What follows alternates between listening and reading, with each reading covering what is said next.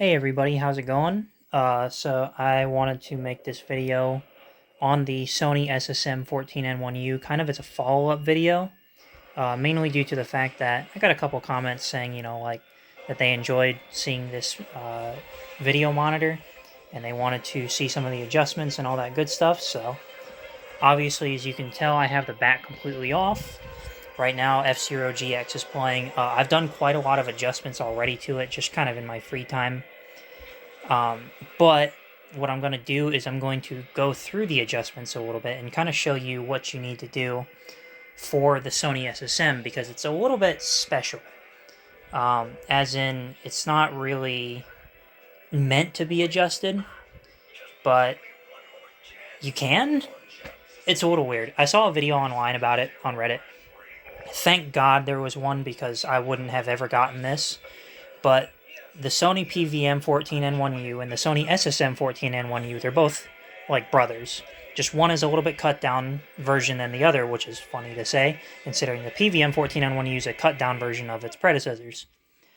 But they have some adjustments down here. Let me turn on this flashlight. And there are some buttons here that are missing on the Sony SSM, clearly. Well, they're actually not missing. They are just hidden. And you actually need to access these to be able to adjust your picture in the service menu. So it's a little bit weird, but that's just kind of how it is. But anyways, let me get into it a little bit to show you how exactly it goes. Alright, so I got 240p test suite running here, and essentially what I wanted to show you was just kind of how to get into the service menu in the first place to start on your adjustments. So as the video recommended, you needed a X-Acto knife or at least some sort of sharp knife. For example, I have right here this kind of like safety knife. It's got a little bit of a pointed tip. That is what you're going to need to kind of dig in a little bit. I also just use this little flathead screwdriver to help too. And then you'll need a little screwdriver here to be able to actually push the buttons inside because the buttons are still there and they work. It's just they're hidden behind this little cover.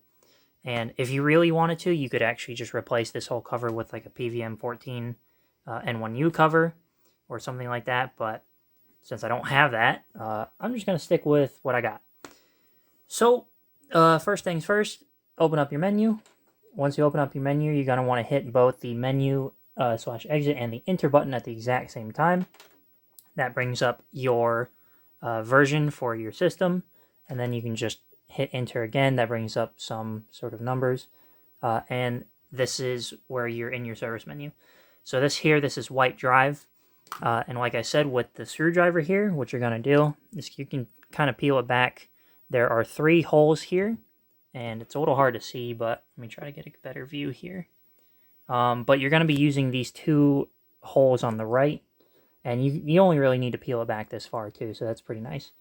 But with the screwdriver here, as you can see, you can change some of the settings here. Now, this typically has some generic Sony settings. Everything from centering your vertical position and horizontal position, as well as changing your vertical position and size, changing your pin cushion, funny enough, there's one that's called Sexy, which basically just bows out the upper part, and bows inward the lower part. I had to actually change that because the upper part was bowing out a bit too much, and it worked pretty well. So there's a couple of those adjustments, pretty basic and standard. You have your red, green, and blue drive, as well as your red, green, and blue cutoffs, and just a few other different like small adjustments. Probably the biggest one to talk about, since there's not a lot of, I guess you could say, videos or things talking about it in general, is a little adjustment. Let me get to it right here. So as you can see, I'm cycling through the red drives and RGB drive and cutoff, but it is right here. So this is LC delay, otherwise known as Luma Chroma delay, otherwise known as your S-Video color delay. So on the screen here, as you can see, everything is looking pretty good. Now, if you're wanting to adjust the values, by the way, you'd use these 2 arrows here So once you get it set via your screwdriver, I guess, to press the button, then you would adjust your thing here. Now, what chroma delay is, or what YC or LC delay is it's a type of delay where it basically matches your colors to your picture. I don't really know how to explain it too well, but I've noticed a lot of CRTs that have this problem where you'll have a lot of streaking going off on the right, and usually it's your red and your blue colors that are doing that, and that's caused by this delay. So having an adjustable delay value is super important, especially on CRTs that are doing that, because that allows you to fix the colors essentially to get them to sync up properly in terms of, I guess, timing. So if I change the delay, as you can see here, it actually went from the lowest value to the highest value. You can clearly see the colors are completely off the, I guess you can say, picture. It's incorrectly delayed. So I have it set to 1 here, but you can obviously change it to whatever is necessary.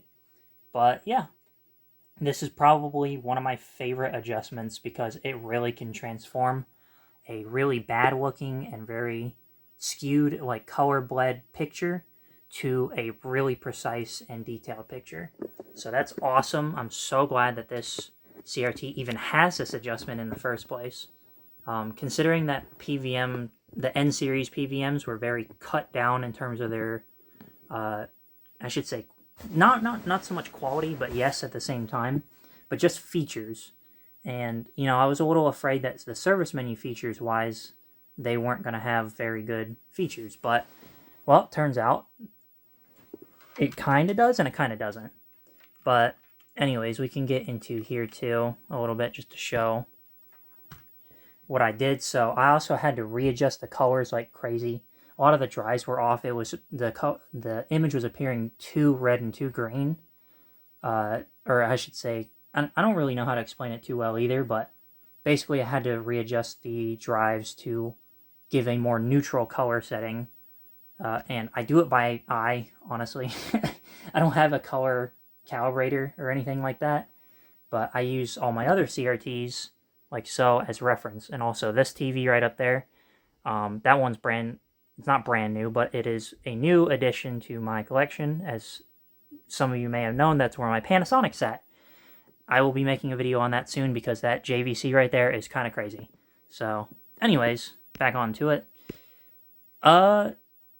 Pretty much that's the gist of it. There's a lot of other settings. Where did my screwdriver go? I don't know where it went now, but oh well. But there's a lot of other settings in here that really don't matter too much.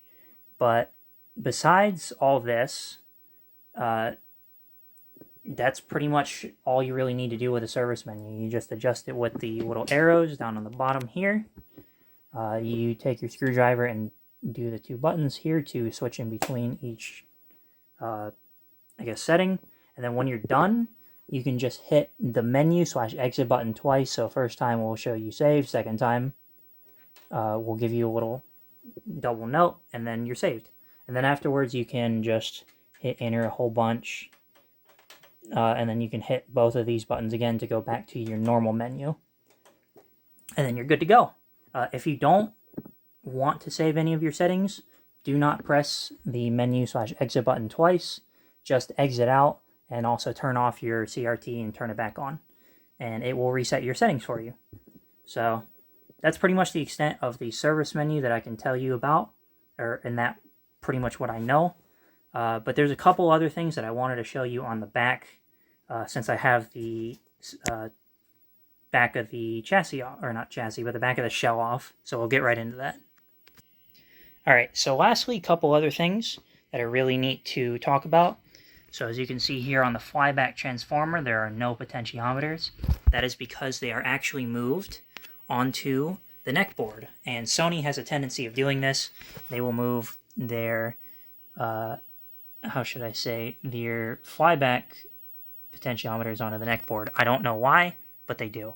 Anyways, that is G2 voltage and focus, which I both adjusted because this tube is a little bit tired. It had contrast turned all the way up, and it was still pretty dim, so I messed with that a little bit, as well as adjusted the focus. And then I also adjusted right here these two potentiometers on the yoke, which are for dynamic convergence. They helped out a little bit in making sure that the picture was all nice. And then the last thing to note was this little black box with the white thing sticking out. That's your H-stat, or your horizontal static convergence. I adjusted that a little bit just to make sure everything was good with the screen, and the screen looks wonderful. So yeah, when it comes to adjusting, it's pretty simple.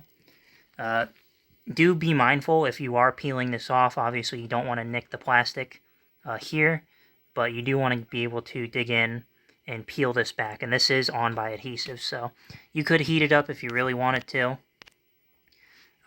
But I just peeled it off, and I used a secondary like flathead to help pull it out. And then once I'm done, I'm just gonna fit it back just like that. So yeah, that's pretty much all there is to it. The last thing I guess to talk about is to even get the shell off the back of this thing. So this is the shell right here. There's going to be 2 screws on each side, right here and right here, as well as on the other side. And then there's going to be 4 screws, 2 on each side. One's kind of outer, one's inner, and then you can just pull the whole shell off. So really simple, really easy to work on. These PVMs or SSMs are surprisingly simple for what they are. But there is one thing that they do lack, and this is going to bug me. So the image here is over sharpened, and you can't change that. Kind of a bummer, because having an over sharpened picture introduces haloing around especially 2D sprites and characters and models and everything of that sort. Kind of looks a little off and whatnot, but unfortunately these tubes just don't have the adjustment for it. Or they might, and I just might not know about it. It could also just be called aperture, especially under Sony's PVM line. They call them aperture as well. But there was no adjustment for that either. So anyways, if you liked this video about this Sony SSM-14N1U, please do give me a comment. Let me know kind of if you know anything more about these SSMs or PVMs, just to give me a good idea of what I might be missing, or what else to look out for on this. So yeah, thank you so much again, guys, and I look forward to seeing you in the next video.